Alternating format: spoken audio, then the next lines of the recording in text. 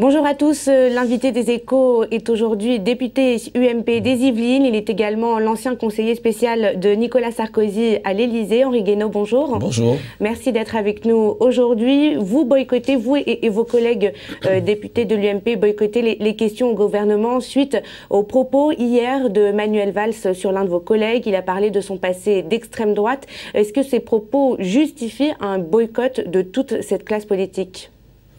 Oui, je pense que hier, le ministre de l'Intérieur a un peu perdu son sang-froid.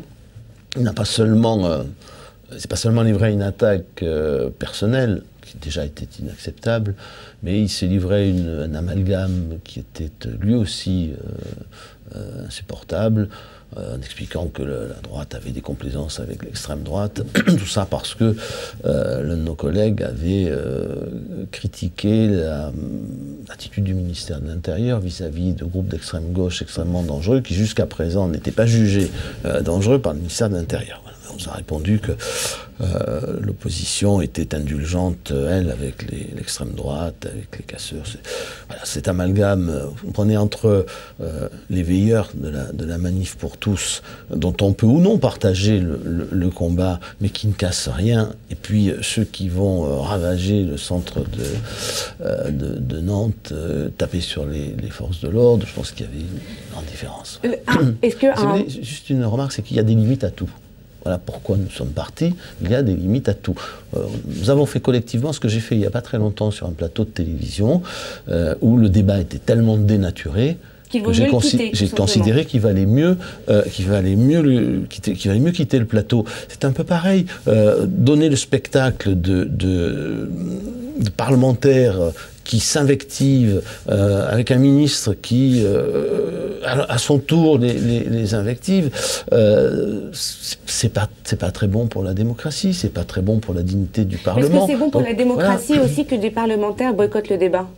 Oui, quand le débat est dénaturé. Voilà. Quand le débat est dénaturé, quand le débat est caricaturé, quand le débat est outrancier, quand un ministre sort de son rôle et de sa dignité de ministre, parce que il a un coup de sang, bien, il est assez normal, je trouve, que les choses s'arrêtent là et que les parlementaires considèrent que la limite a été atteinte. Voilà, c'est juste pour marquer qu'il y a des limites. Et à un mois des élections municipales, est-ce que le timing est bien choisi ? Mais pas choisi, c'est pas une stratégie. Hein, c'est pas plus que lorsque je suis sorti de mon plateau de télévision, c'est pas une stratégie. C'est juste qu'il arrive dans certaines situations que l'on se dise il y a des limites à tout, ou plutôt il faut mettre des limites à tout. Bien voilà, la façon de mettre des limites, au fond, la plus digne, plutôt que de hurler, que de s'agiter, c'est de sortir, hein, de dire écoutez, dans ces conditions, le débat ne peut pas avoir lieu. Tout simplement. Mais je rappelle quand même que la responsabilité revient d'abord à ceux qui ont le pouvoir, c'est-à-dire au groupe majoritaire et au gouvernement. En l'occurrence, les propos outranciers sont venus du ministre.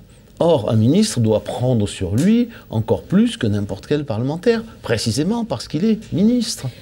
Certains considèrent que la fracture entre la gauche et la droite est en ce moment au plus fort, que le dialogue est complètement gelé, glacé. À votre avis, qu'est-ce qu'il faudrait justement pour le dégeler ? Alors, d'abord, je pense que la société française reflète des fractures très profondes dans la société française, qui ne sont pas d'ailleurs des fractures entre la droite et la gauche, mais aujourd'hui, entre une bonne partie de la majorité et de l'opposition, il y a des fractures aussi à l'intérieur de chaque camp. Jamais le pays n'a été aussi fracturé depuis très très longtemps, peut-être depuis la Seconde Guerre mondiale, au moins depuis 1958 et depuis la guerre d'Algérie. Ce qu'il faudrait, c'est que tout le monde y mette du sien, c'est-à-dire que tous ceux qui exercent d'abord une parcelle de pouvoir soient bien conscients que le pouvoir crée des devoirs, et que plus on a de pouvoir, plus on a de devoirs. Donc une majorité, elle a plus de devoirs que l'opposition, et son premier devoir, c'est de ne pas pratiquer tous les jours une politique de provocation, de ne pas pousser son pouvoir de majorité jusqu'à des limites extrêmes, certes légales, mais qui viennent heurter les consciences, qui sont parfois des limites difficilement franchissables. si l'on veut conserver la cohésion de la société. Il faut se dire que le pouvoir doit être exercé avec retenue. C'est vrai pour la majorité, c'est vrai pour le gouvernement et le président de la République, c'est vrai aussi pour les juges, c'est vrai pour les médias. Le pouvoir médiatique existe. Donc, tout le monde doit exercer son pouvoir avec un minimum de retenue, en se demandant toujours jusqu'où il ne doit pas aller, quelles limites il ne doit pas franchir vis-à-vis de ceux qui ne sont pas d'accord avec lui. Voilà. Parmi les sujets au cœur des tensions également récemment, il y a eu donc les heurts à Notre-Dame-des-Landes, et on a vu que l'opposition a demandé au gouvernement de clarifier sa position, notamment avec la présence des Verts au sein du gouvernement. Est-ce que vous pensez que l'autorité de l'exécutif a été touchée justement par ces événements et par finalement la prise de position plutôt mitigée des Verts face à la situation à Notre-Dame-des-Landes? Non, mais elle l'est depuis longtemps. Nous avons un président de la République et un Premier ministre qui confondent la Ve République avec la 4e, et qui donc ont pris l'habitude de gouverner comme on gouvernait sous la 4e, en servant des clientèles, et le gouvernement fonctionne de cette manière. C'est-à-dire chaque ministre pense qu'il n'a de compte à rendre, ou même qu'il n'est le porte-parole que des intérêts qui concernent son ministère, des clientèles de son ministère. Là, il n'y a plus de vision globale de l'intérêt général, d'une cause commune, d'une action collective au sein du gouvernement. C'est depuis le début pourquoi il y a tant de couacs, parce que chacun est le porte-parole des groupes d'intérêt des clientèles de son ministère. Est-ce que vous pensez que Jean-Marc Ayrault a perdu de sa légitimité suite à ces événements? Non, sa légitimité, non, mais son autorité, oui, mais il avait été déjà beaucoup entamé. Et il n'est pas le seul responsable. Le président de la République l'est aussi.